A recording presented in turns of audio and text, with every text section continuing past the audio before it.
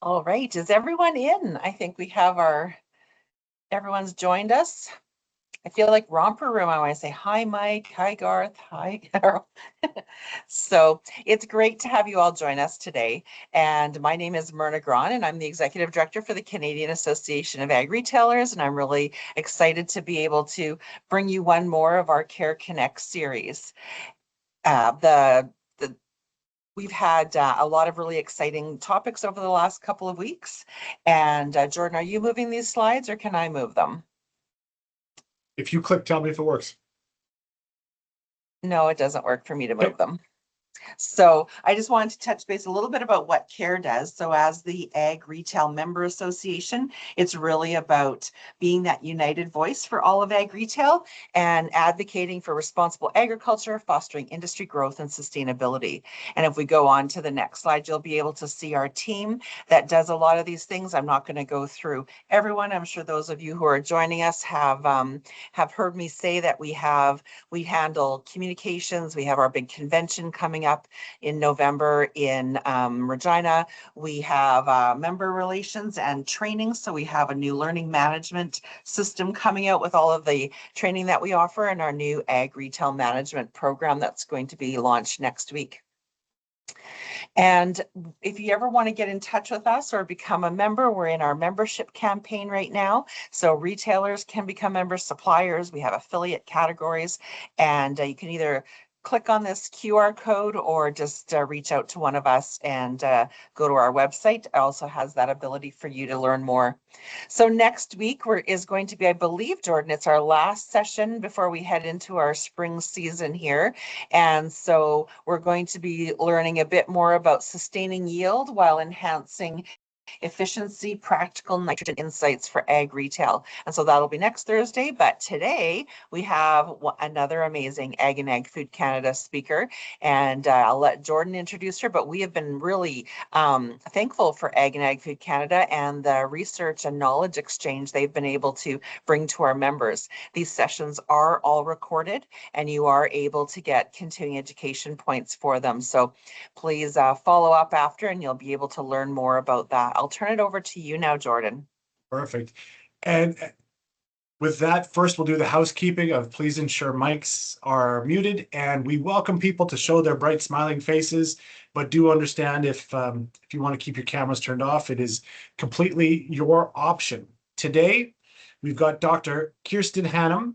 She is an agroecologist and agriculture and at Agriculture and Ag Food Canada, based at the Summerland Research and Development Center. Kirsten's research program has two main objectives: to explore the potential of agriculture to help mitigate climate change, and to identify tools that support farmers in adapting to climate change and weather extremes. Most of Kirsten's research focuses on tree fruit production, particularly apples and cherries. She is also the joint science team lead on the BC and Peace Region Living Labs, which aim to promote climate action in agriculture through transdisciplinary research. With that introduction, here is Dr. Hannum. Thanks for the introduction, Jordan. I'm going to share my slides. Okay. Okay. Perfect. How's your view? Great. Okay. Thanks so much for the invitation today. I've really been excited to share some of the research that we've been doing here at the Summerland Research and Development Center that should hopefully provide tools for tree fruit producers to help them prepare for and adapt to droughts, which we're increasingly seeing here in the Okanagan. Now let's see. Oh, there we go.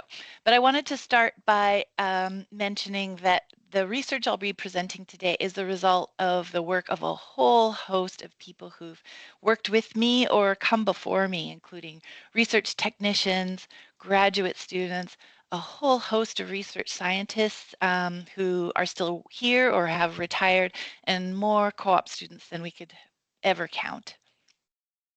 So today, here's a quick outline of my talk. I'd like to start with a little bit of context so that viewers across the country can better understand irrigation and how it works for tree fruit production here in the Okanagan Valley, some of the benefits of irrigation and some of the challenges that we're facing here. And then I'll present a series of case studies, different research projects that our team has done, exploring ways that tree fruit producers can prepare for water restrictions by implementing certain practices in advance or responding to water restrictions if they're imposed through the growing season. And then I'll end with some key takeaways. So I'd like to start with a quick photo of a very common vista that you might see as you're driving through the Okanagan Valley. The Okanagan Valley is located in the south central portion of BC, that little orange highlighted area that you see in the inset. And this area is very dry. In natural areas that haven't been adapted for agriculture, we see a lot of bunch grass and rabbit brush and sagebush and large ponderosa pine, plants that are adapted to really limited water availability through the summer.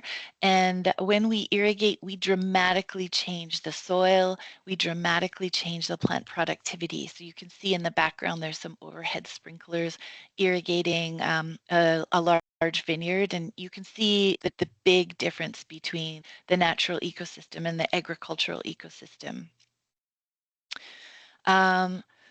The reason for that massive difference in plant productivity that you can just see with your own eyes is because of very dry climate we have here in the Okanagan Valley.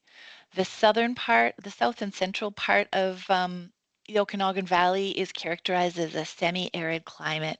The annual precipitation that falls is certainly not enough to support commercial agriculture, and the warm temperatures only make the irrigation water demand for tree fruit production even higher.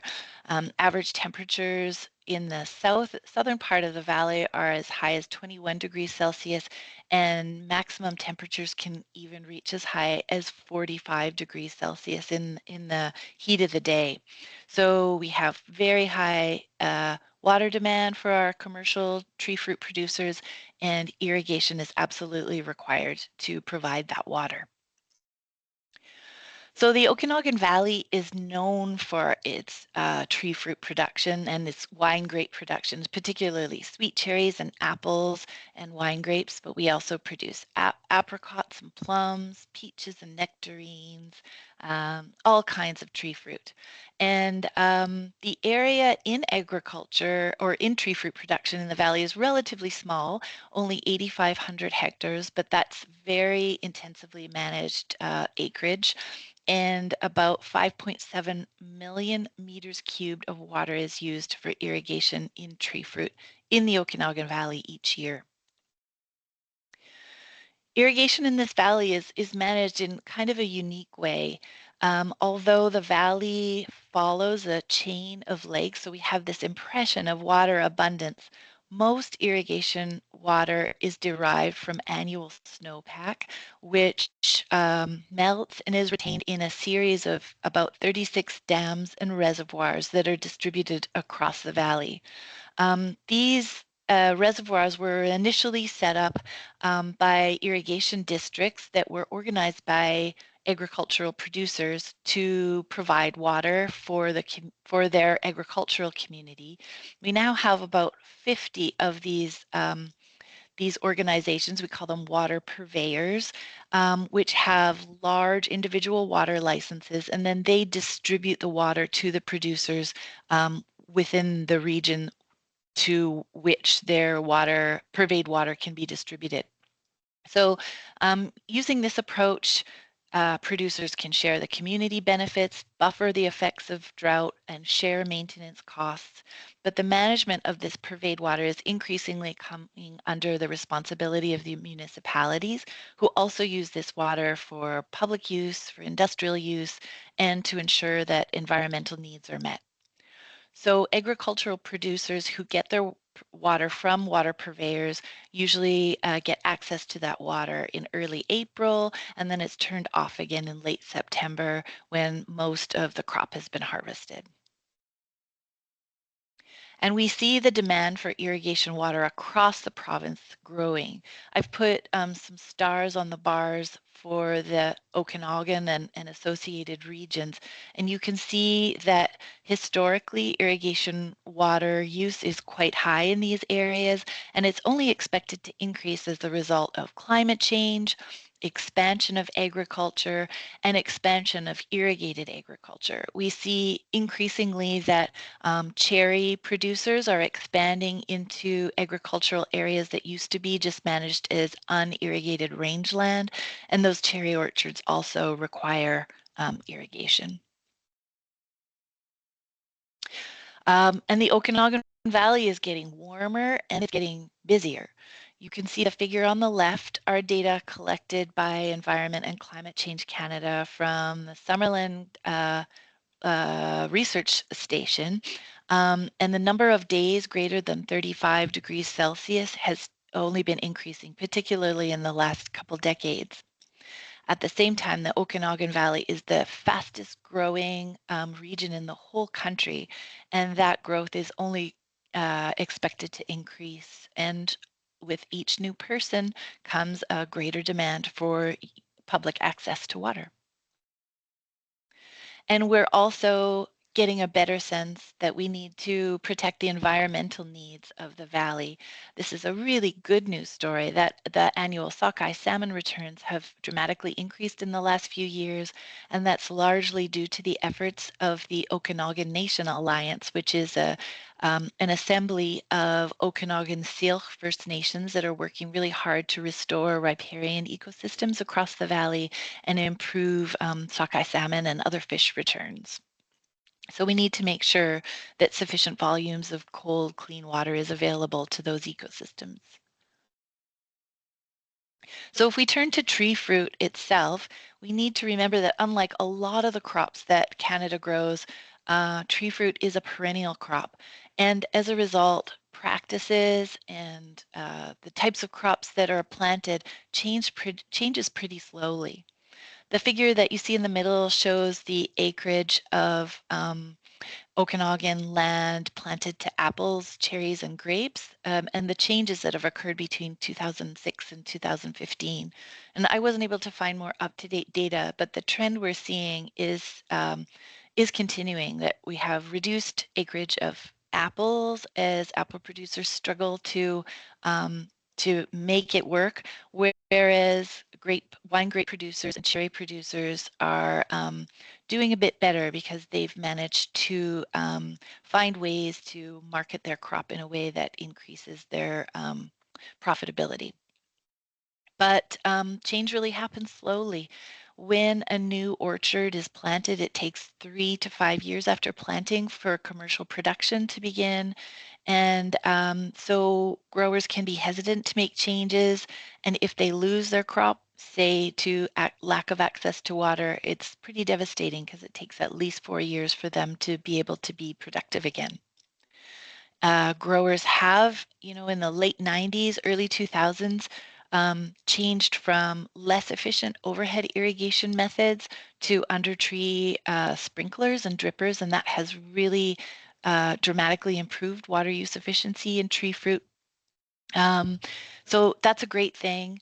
And one last point I wanted to make is the current year's crop always reflects last year's weather and last year's management. So if a drought occurs in an orchard, not only will it affect the quality and yield of the current year's crop, but it will also affect the crop of the fruit the following year because the buds start to develop for next year in the current year.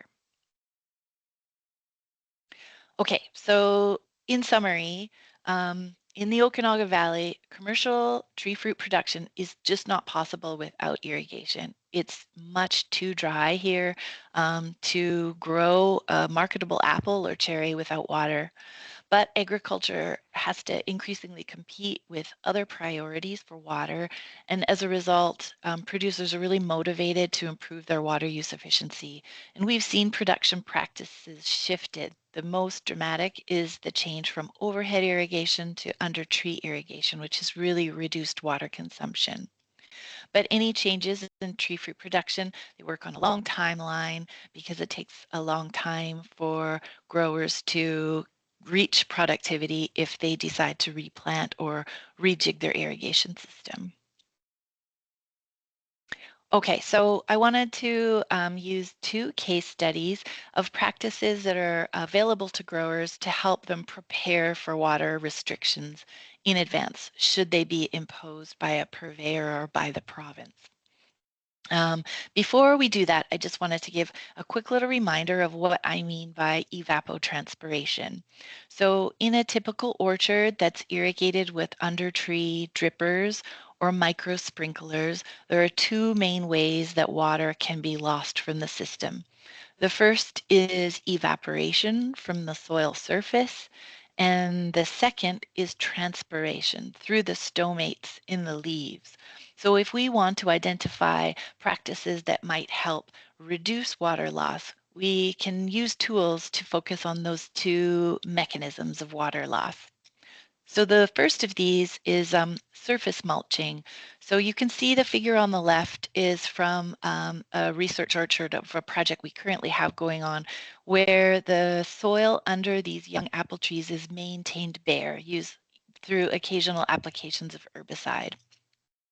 This is more the conventional practice, but we've done quite a bit of research over the years on different mulching practices where we cover the soil surface under the trees with some kind of organic material. Wood chips, straw, paper pulp has also been tried as a way of reducing the evaporative loss of water from the soil surface. And so this is a figure from one such study, which was conducted by Jerry and Denise Nielsen a few years before I joined Agriculture Canada. So in this figure, there are 2 years of data showing the amount of water used on the y-axis that was required to maintain soil moisture to trees that were planted in lysimeters. So they were contained within large tubs. And as the trees grow, you can see that more water was required to maintain the soil moisture. You can see that the trunk diameter is across the x-axis there, but there was less water required for trees that had a surface mulch. In this case, it was a paper pulp mulch than trees that had no mulch. And this was true even that 0 point on the x-axis. You can see that those are data points for no trees. You can see that water was saved even when there were no trees planted in the lysimeter. So this shows that just by covering the surface of under the trees, we're reducing that evaporative loss of water and lowering the amount of water that would be required to maintain soil moisture in an orchard. And these results are consistent with results we've also read about by colleagues just south of us who have reported between 10 and 30% water savings when organic surface mulches are used under the soil, under the trees in cherry and apple orchards. So here's one very simple way that we can lower our irrigation water requirements through the growing season, just by reducing that surface evaporation.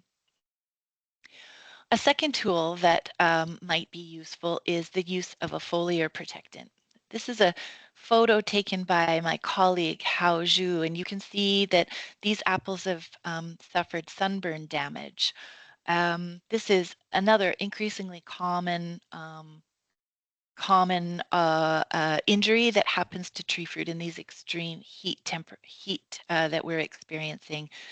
And this sunburn, once the trees are picked, causes all kinds of deformations and deformities, such as asymmetric fruit. The heated side of the tree will grow more slowly, and you get these sort of lopsided fruit, as you can see it with that left-handed arrow, or real visible necrosis, which extends right into the tissue of the fruit, which you can see from that arrow on the right.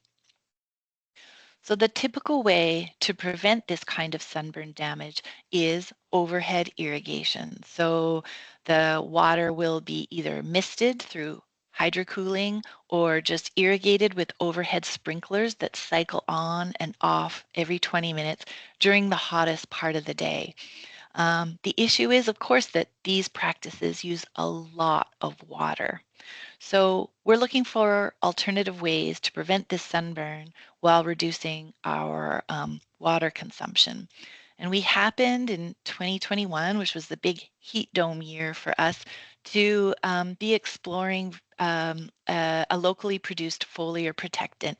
So this foliar protectant was a calcium carbonate-based spray that would be sprayed onto the surface of the fruit and the foliage and would create a kind of a haze, a sunscreen to protect those trees. And these are some data from the study.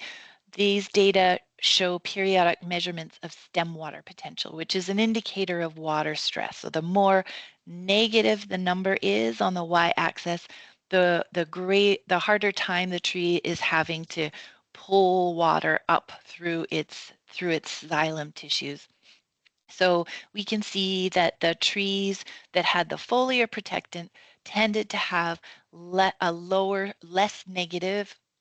higher, less negative stem water potential than those without the foliar protectant. So this says to us that it might not only be reducing water stress, but we also found that it increased the number of fruit with no sunburn by 41%, and it increased the number of symmetric fruit by 31%. So we really like an approach such as this because these foliar protectants can be applied with equipment that any farmer would have anyway, and there would be far less water used if farmers rely on foliar protectants rather than overhead cooling for their sunburn protection. And in fact, we now understand that a lot of growers in Washington are increasingly turning to foliar protectants rather than overhead irrigation just for this reason. Okay, so to prepare for water restrictions, always we need well-maintained, well-designed irrigation systems. And after that, there are still additional steps that are available to farmers to prepare for water restrictions, such as applying some kind of organic surface mulch to the soil under the tree to reduce that evaporative loss from the soil surface, or to apply some kind of sprayable foliar protectant that can hopefully reduce water loss out of the surface of the leaf while also requiring much less water compared to overhead cooling to effect that sunburn protection. But what about if water restrictions are imposed in the middle of the growing season? There are also tools that growers can adopt in such a situation. So the two I'm going to talk about today are reducing irrigation after harvest or managing crop load. Okay, so probably most of you are aware that the cherries, apples, and grapes are harvested at different times through the growing season. So cherry harvest usually begins in mid-July, and although we have cherries that are harvestable across a range of times, cherries are typically harvested, cherry harvest is typically finished before apple harvest. Then apple harvest is usually from late August to late September, and then the grape harvest is usually the last. So there is potential to reduce irrigation in the earlier harvested crops to make sure that the water of it is available for the later harvested crops. And this could also be a really valuable idea to implement because it could also ensure that water is available, more water is available to protect environmental needs such as cold, clear water required in those streams as the salmon start to return in the fall.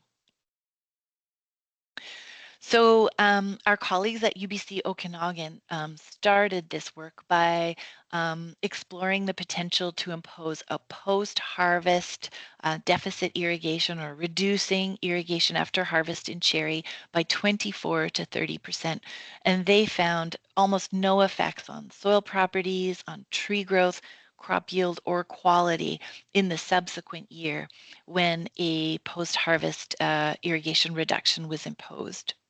So we decided to take this research that they had initiated and evaluate its effects across the entire Okanagan Valley and at different elevations around Summerland to see if we could push this even farther. So we imposed a 50% or a 30% reduction in irrigation relative to standard grower practice across 5 commercial sweetheart sweet cherry orchards in a 3-year study starting in 2019.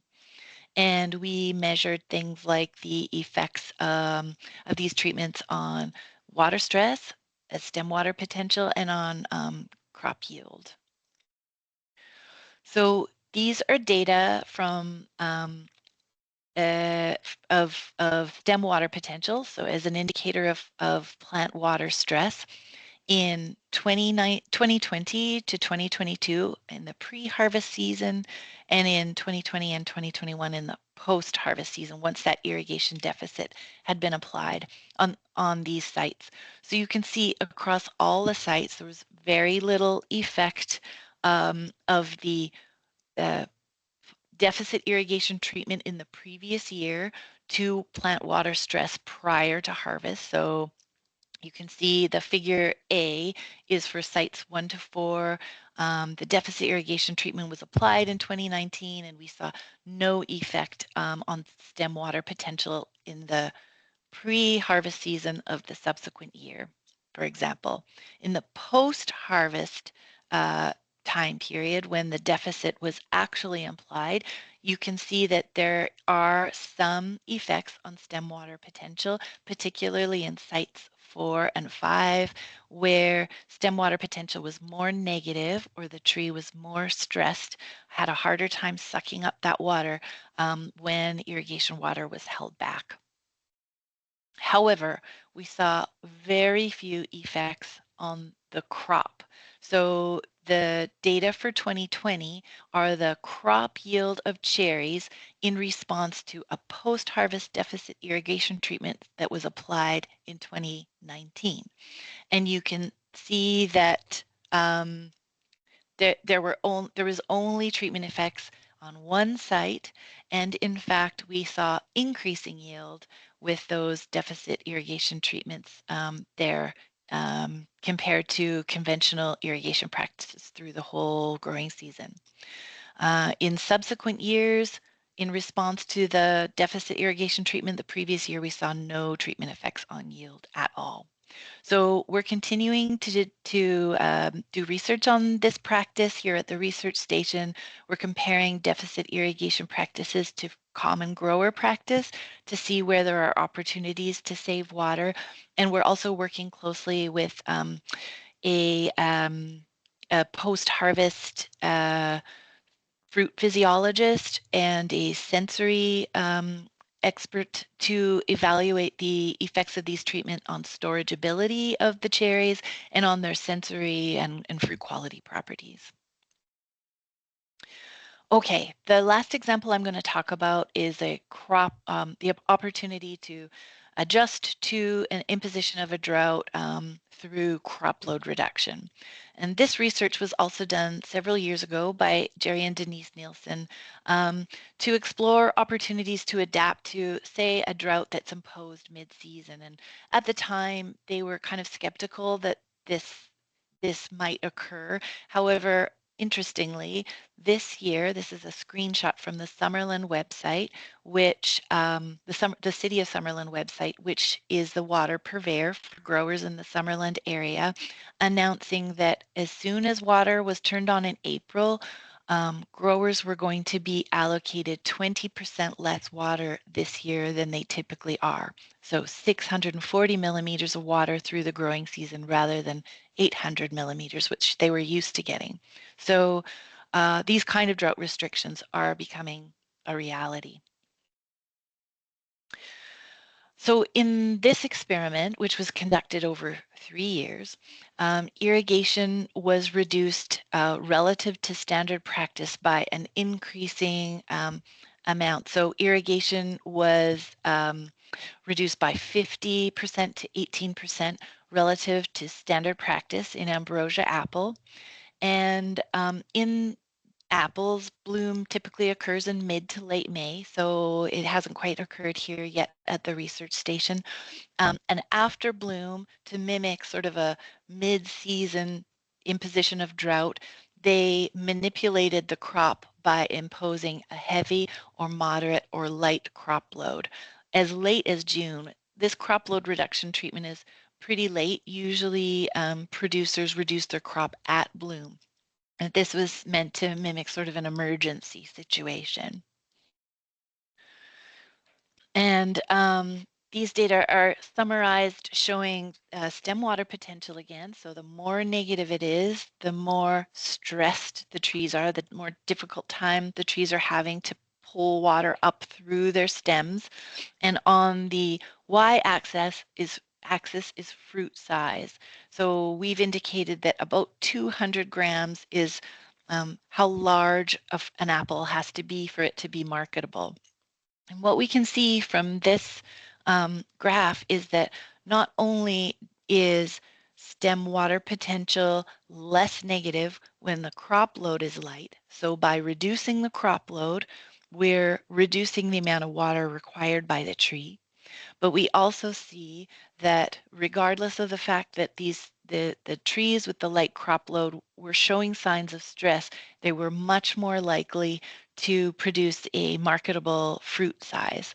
So this suggests that there are opportunities if growers learn mid-season that they have reduced access to water, that by dropping their crop load even further, it's time consuming, they could salvage a smaller but more marketable, but still marketable crop. Okay, so we then see that there are some tools that growers can have even if drought restrictions are imposed during the growing season. Cherry producers can pull back up their water. Research results suggest that perhaps even reducing their water use by half can still keep their trees growing and produce a viable and healthy fruit crop the following year while alleviating the water demand, so making that water available for other crops or other water needs.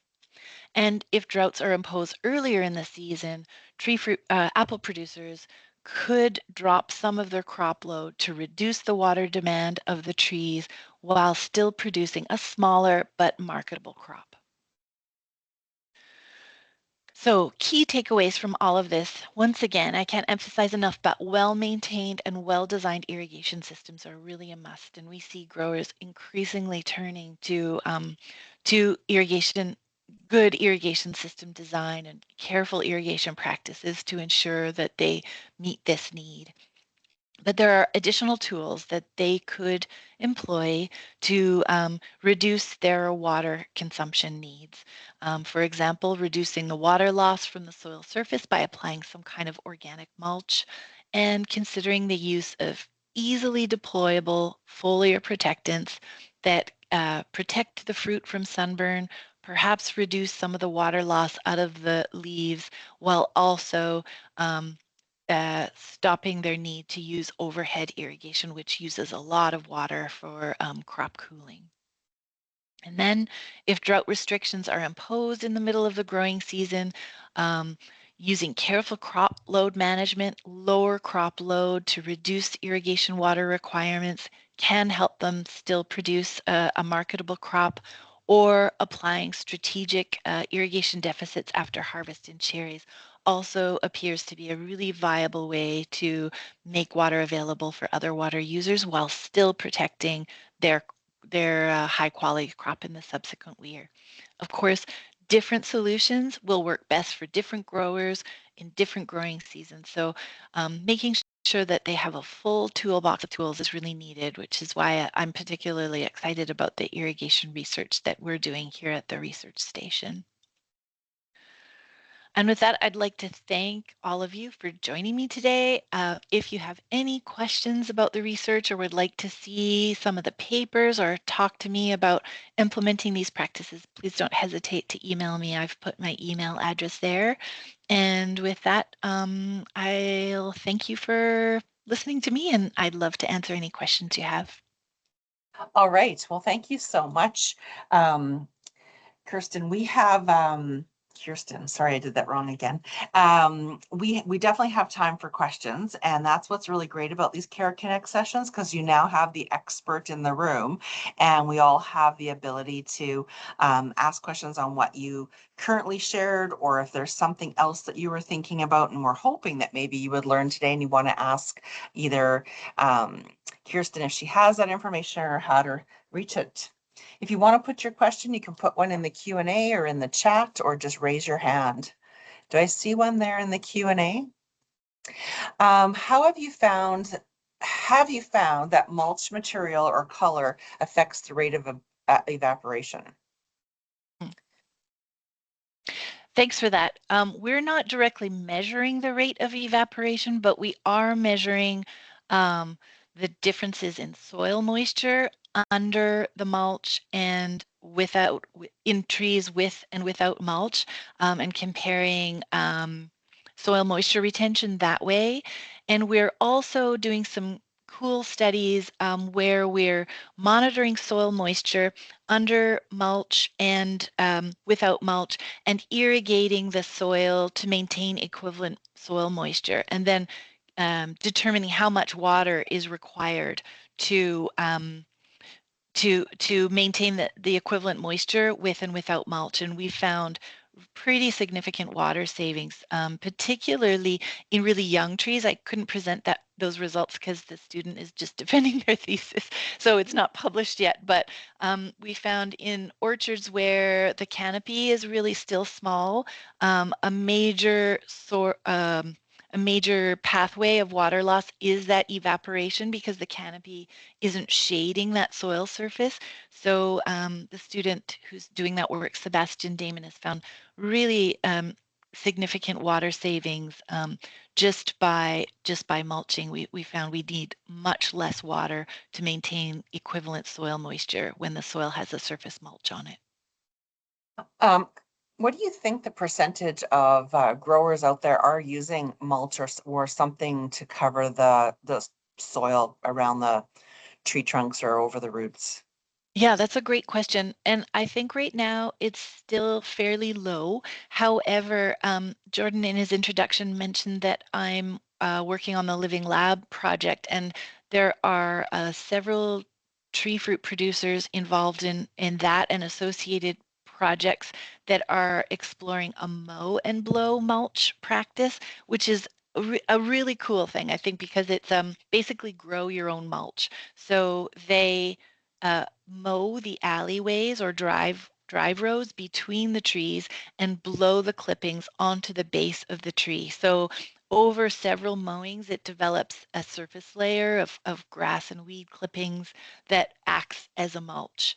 And there seems to be growing interest in that practice, and which I think is really cool, because then you're not having to buy and ship mulch materials to your site. You're growing your own. Awesome. Thank you, Mike. I see you have a question. Do you want to ask it, or do you want me to read it? No, I can ask it. So thanks for all the Awesome. Thanks. information on water and everything being done around that. Are the growers, producers, are they bringing other issues that they'd like you to look at? For instance, could be around apples and quality of the apples that could be addressed. Like, you'd mentioned about the sunburn, but are there quality issues within that they're looking to deal with within the apples, or the grape growers, the skin thickness or anything that way? I'm coming at it from the fertility side. I work for ICL Growing Solutions, and we have such a strong presence in the PNW as well as California, and lots of products. However, the registration process, we want to, if we're going to bring something forward, we need to fix a problem, not just bring something forward. Yeah, for sure. And I have several colleagues who work in this realm. Dr. Benmin Shang is the viticulturist here, research viticulturist, and he does quite a bit of work on management practices and nutrient issues and fruit quality issues. And then I also have a colleague, I showed one picture that she took, Dr. Haoju, who does a lot of work with nutrient deficiencies and its effect on fruit quality. I know sun scald is a big issue that they worry about. Bitter pit is a big issue. Water core, I know they try and do, they've been doing some work on that as well. And the relationship between fruit quality and nutrient uptake is certainly top of mind for them, particularly as it relates to drought, because as the water carries the nutrients up, usually, unless with foliar applied nutrients. So they're looking at some interactive effects there for sure. So, yep, it's definitely an issue. We don't have some of the same kind of issues that they do with Honeycrisp, and which I know is particularly prone to bitter pit, but ambrosia has its own unique issues, and so yeah, nutrient impacts on fruit quality and also storage ability. Those are big questions for us. Okay. Mike, do you have anything further to add to that after hearing what Kirsten had to say? No, I'll probably connect offline, Yeah, Kirsten, please for you do, to and I'll get us put you in connected with. touch with my Yeah, colleagues. yeah, because Okay. we have an agronomist dedicated to working with the commodity crops in Western Canada as well as the BC crops. So if we can get them connected, we can find solutions, I hope. That's great. That's a really great sort of segue. It's like, could we bring groups of retailers together and suppliers and have conversations like this? Because that's something that CARE could do as a connector and wanting to ensure we're, looking at the right problems and how then the research that you do and your colleagues, what's the biggest gap that you find between the theory and what you're learning? And then how do you get that to practical on farm? You have the living lab, but what else or how else could we help you with that knowledge translation into application? Yeah, that's a great question. I think the Living Labs is one great way because we're deploying those practices on farms. Another way we're trying to do it, I mentioned this briefly, is we actually have several growers who are kind of looked up to in the industry that we're building their practice into one of our irrigation treatments. So we have a diligent farmer practice where they kind of schedule the irrigation for us in that treatment, and then we try and share that information at annual meetings of this is what growers typically do, and this is how we would schedule irrigation to replace evapotranspiration, or this is how it would compare to our deficit irrigation treatments, for example. So we've tried to do that a little bit, but I'm always looking for other ideas or other avenues to share information, and I'm really looking to you guys for ideas about how you could increase our communication with growers, Mhm. because we have these growers, especially around Summerland, because we're right here, who are really actively involved in speaking to us, and it's so great to have them as an asset for us, and they can tell us that won't work or this will work, but it would be especially useful at this time of year, and having that context is so helpful. But reaching that larger community, that's where I think we could use help. So Yeah, no, I definitely. hate to turn it back to you, but No, I no. And I was honestly, kind of, yeah, in a way asking to the group as well as yeah. how then what's the best way to get that information out? Like CARE could, we host some sessions, or do you make sure if you have like tours or field days that the retailers are invited and not just the growers so that they can hear the knowledge? Because then they touch so many growers who maybe couldn't be there. So. But I don't know if that's something that happens in BC at all, or if that's something we could help with. It I doesn't suspect it happen. doesn't happen. All right. Yeah, Okay. so I Uh, could use help in that for sure. okay. Perfect. No, that's good. Jordan, I see your hand is up. Yes. Just some questions, Kirsten, on return on investment. And in twofold on this is of course, being that the general practice is the top down. has there been any studies on if I decide to use the better version, if I spend $1 million, what's my return and over time? And then part two to that is has your team or teams working, and this, Myrna, this is from Stan, the man himself, from the government side of it, as you are making these recommendations, is there the infrastructure around to support this, and is there need to approach the government to say you need to give us what we think? Yes, you know where I'm going with that. Yes,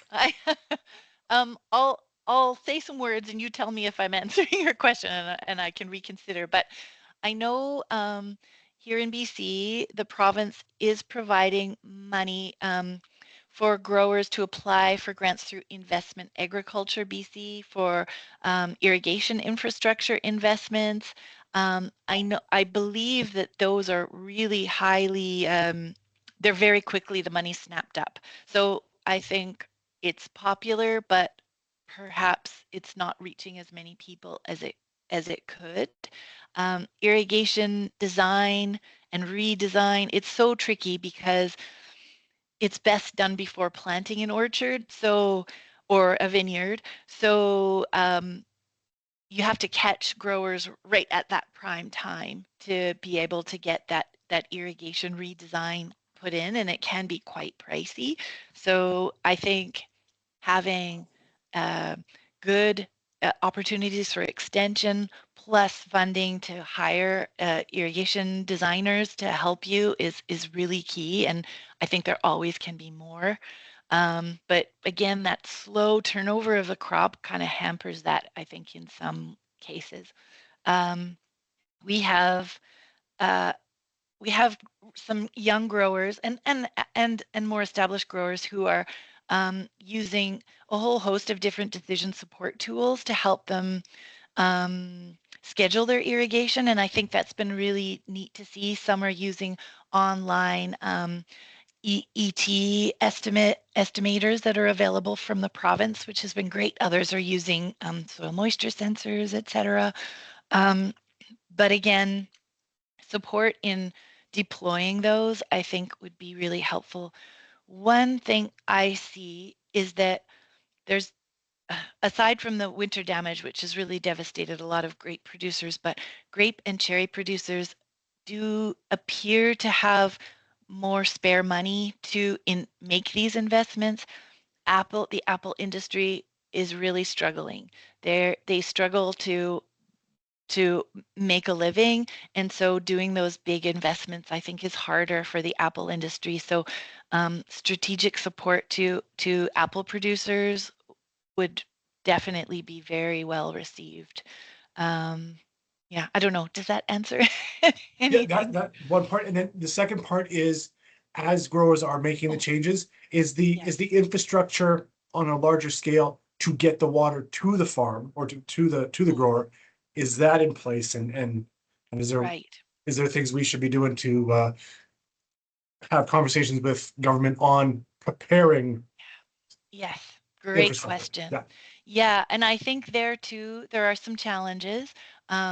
Just the size of the pipes, peak demand is increasing as irrigation expands and as weather gets warmer, and the amount of water those main pipes can even carry, from what I understand, is challenged in some situations.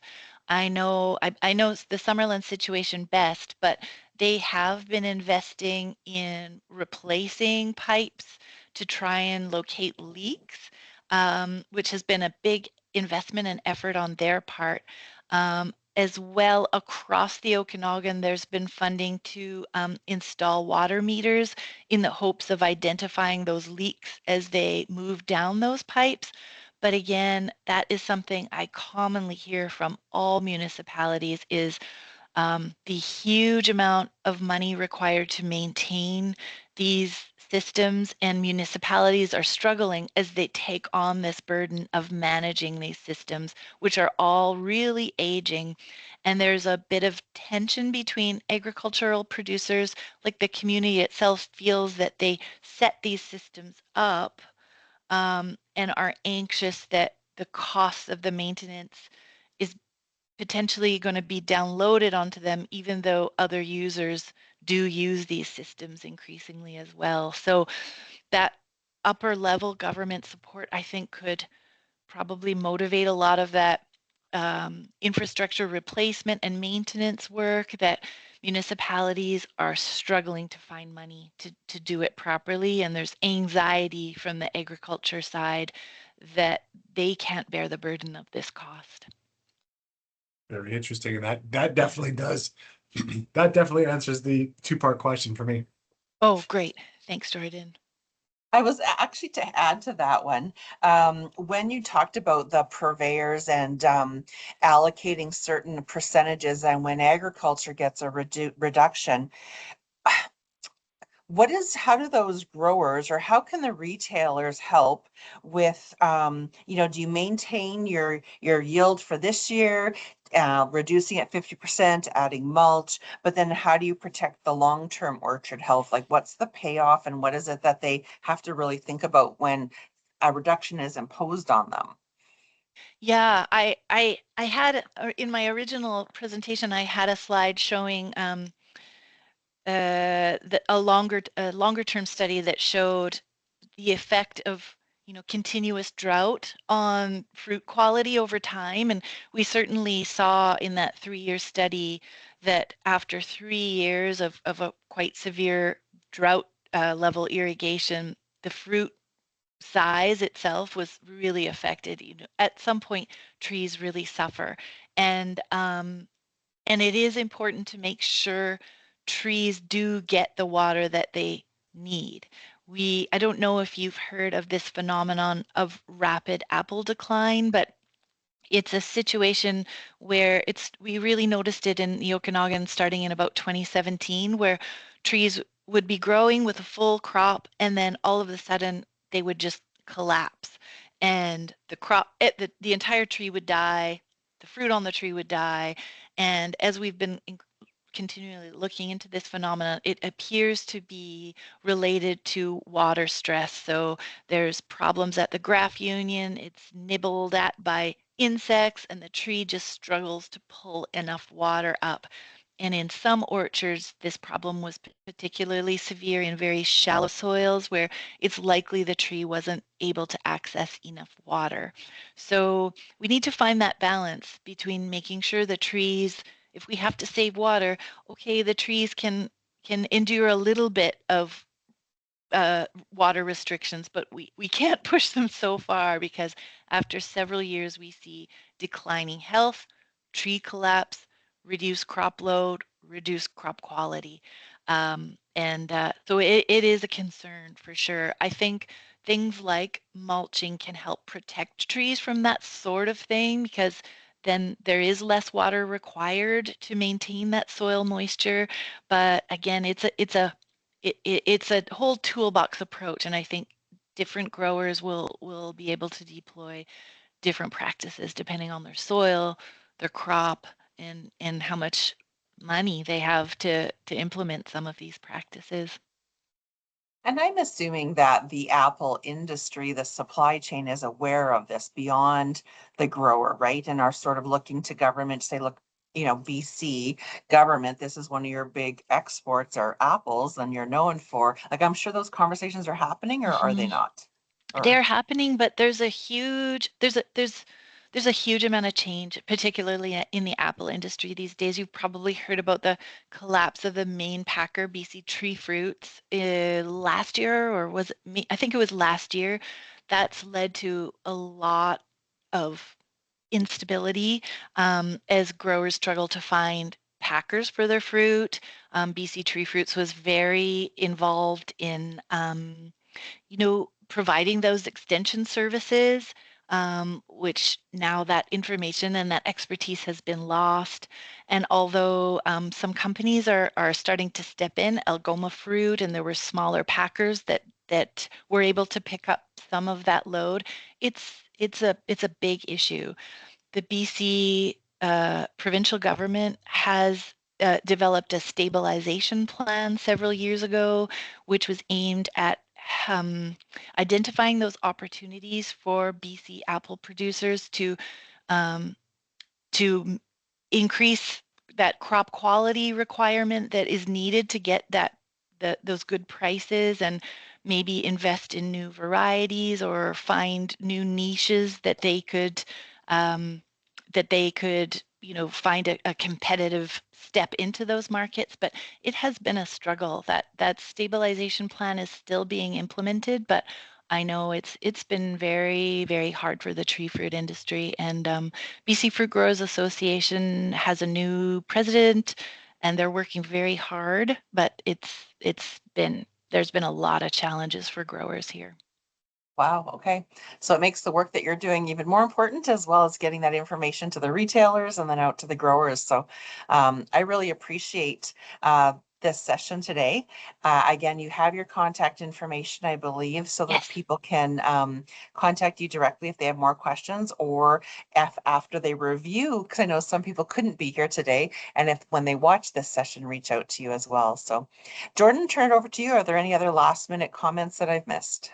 No, that is it. And just the reminder to tune in for our absolute last one of the season as we take a break for the busy upcoming few months, and we get back to this in October, November. So this is our second to last presentation. And a big thank you for an excellent presentation. That's it. Thank you so much. Yeah. Bye, everyone. Thank you. Bye.